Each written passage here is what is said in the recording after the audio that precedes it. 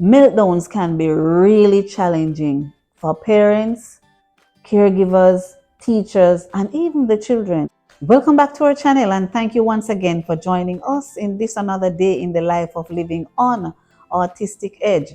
I am Terry Ann Alain, proud autism mom, and we are here to share with you tips and tricks of how we navigate through our journey right here on Autistic Edge.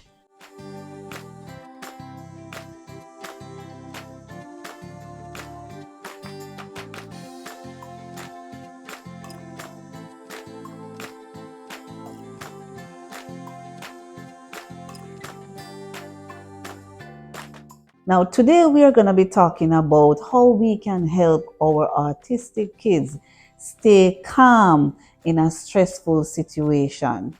Are you a parent, caregiver, teacher, or anyone dealing with an autistic child ever faced with a situation of a meltdown? Yes, meltdown. Meltdowns can be really challenging for parents, caregivers, teachers, and even the children on the autism spectrum. Managing these situations can be overwhelming. It's an issue that can create anxiety, and it's an issue that can be so frustrating. And that is when you don't know what to do. So, we're going to be talking today about some strategies as to how we can help our autistic kids to stay calm. Autism is a spectrum. And as we talk about spectrum, it means that the issues that autism children face, it affects them differently. And as a result of that, there is no one size fits all. All right. So it can be really frustrating when you have these situations to deal with and you don't know how to handle them. You don't know where to start. For the autistic kids, the situation can be incredibly overwhelming. And it's not uncommon for them to be easily agitated and to be upset. So, and it's understandable. So let's look at some of the strategies that we can use to help them keep calm and to manage their emotions. Now, number one, and they're not in any order, but we're just giving you some strategies and you can determine which strategy work for you. Now, number one, avoid the escalation before it happens. There are times when you can see visibly when a child is getting agitated, when they are getting a little bit uncomfortable, when they seem to be a little bit frustrating. There are signs sometimes that leads into the meltdown, and it depends on what caused the meltdown. So if you probably bring them into an area where it's a little bit noisy and the child doesn't like noise, well, you may see them start putting their hand over their ears, or they're getting a little bit annoyed. Now, if a situation occurs like that, you can probably remove them from the area or from the situation before it gets escalated. Number two, secondly, be calm. It is important, very, very important for us as adults who are managing the situation to be calm. Now, our response can sometimes escalate the situation. So we need to remember that the children sometimes, or most times, they feed off our energy. So if they're in a meltdown and they find that you're upset and probably you're getting aggressive with them, then they may tend to be more aggressive and they may want to fight back. So we have to be very careful. We have to be calm. We have to ensure that we ourselves are being regulated. You have to manage your emotions as the caregiver. All right. Number three, safety. Safety is very important. When a child gets into a meltdown, they can be throwing a tantrum, because tantrum and meltdown tend to look alike. We have done a video before that explains the difference between a meltdown and a tantrum, so you can go back and refresh your memory on the difference.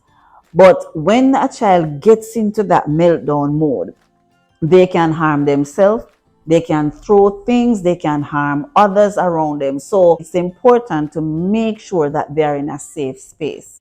Number four, At home, create a sensory friendly space, whether it's a cool down corner, a calm down corner, or it can be a calm down chair. Like for example, Alex likes the beanbag, and if you get him into a beanbag, he might just sit there and relax and put up his legs and all of those stuff. It tends to be very calming for him. So you can build your calming corner or a calming room, and you know your child, so you know what you can put in those rooms to keep them calm. At school, they can have a calming room where they take the children to. That room, it will be tailored to the uniqueness of the child. So you're gonna put inside that room what the child like. So if they have favorite toys, if they have like soft music, or for some children they don't like any noise at all when they are in this mode, then you probably want to remove any sounds. And so you will know the child and you will know what to do with the child. So we're just giving you the idea so you can create that space, but you can know what you put in that space for your child. Remember, every child is different. Another strategy that can be used, number 5, is you can use social stories. So sometimes you can either have it written out, or you can use a PEX board, picture exchange communication board, to list out in order a little social story that you can tell them, either about what you're going to do or something that they like. But use your imagination, build a nice little social story. Now, a social story is not one that is long, it's very short.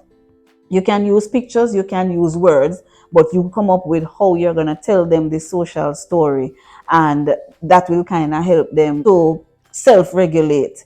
Now, or even when you're making transitions, so you know that, all right, we're going to move from here to there, and you want to tell them in a little short social story what we are going to do next, and we help them to follow. And again, depending on the child, because sometimes while they're in a meltdown, some don't listen any at all. You can't get through to them. So you have to determine which of these strategies is appropriate at the appropriate time.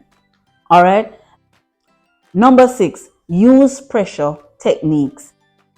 Pressure techniques like hug. If the child likes to be hugged, right? And if the child, you will know if that child like hug. Not all the children like hugs. So remember now, apply the techniques accordingly. So if the child likes hug, you can hug them. You give them a big hug and a tight squeeze, to kind of help them to self-regulate.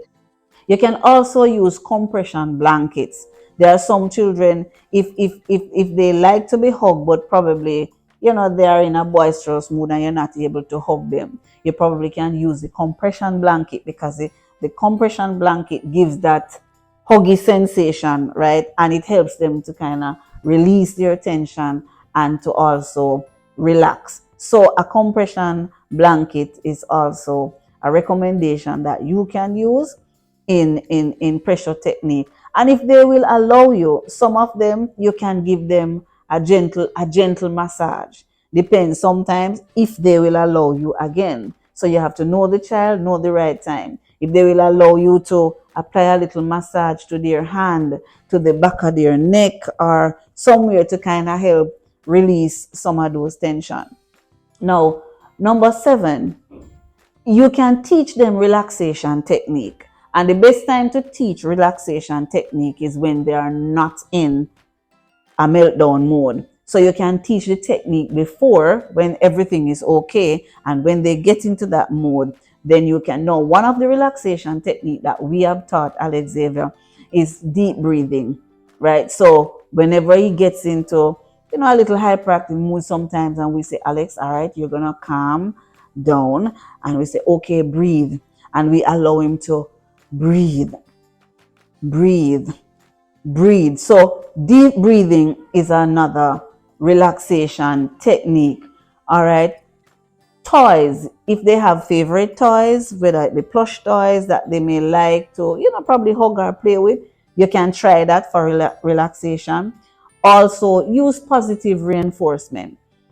Do not focus on the negative behavior that the child is going on with at the time. Now, if you see the child beating up somewhere, and then you probably try to say, okay, Alex, calm down. And you realize that he may not be doing it, but he may still in an agitated mood. You can focus on the positive. Okay, Alex, it's good to see that you are breathing. It's good to see that you're not doing. Yeah, focus on the positive. Try not to talk about the negative, right? Use positive reinforcement at all times. As you know, you will have said this multiple times. Alex loves to sing.